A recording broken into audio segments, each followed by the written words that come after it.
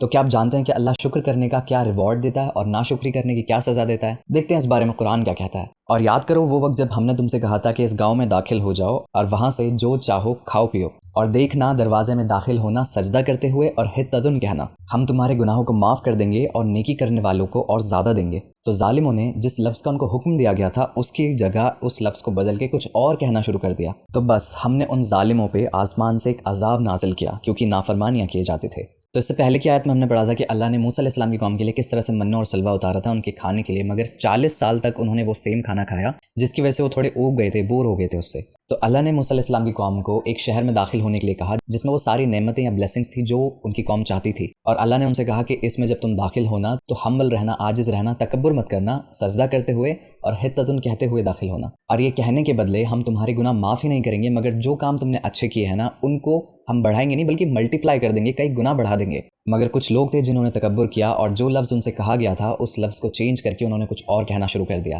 اور اسی کے بدلے میں اللہ نے ان کو سزا دی کہ آسمان سے ایک عذاب اتارا جو کہ ایک پلیگ تھا، ایک بیماری تھی، اور وہ بیماری ان لوگوں کو لگی جنہوں نے اس لفظ کو بدل دیا تھا۔ اور اسی طرح سے اللہ شکر کرنے والے لوگوں کو بہت زیادہ نیکیاں دیتا ہے، بہت زیادہ بلیسنگز دیتا ہے، بٹ جو لوگ تکبر کرتے ہیں ان سے بلیسنگز چھینتا تو ہے ہی مگر انہیں سزا اور دیتا ہے۔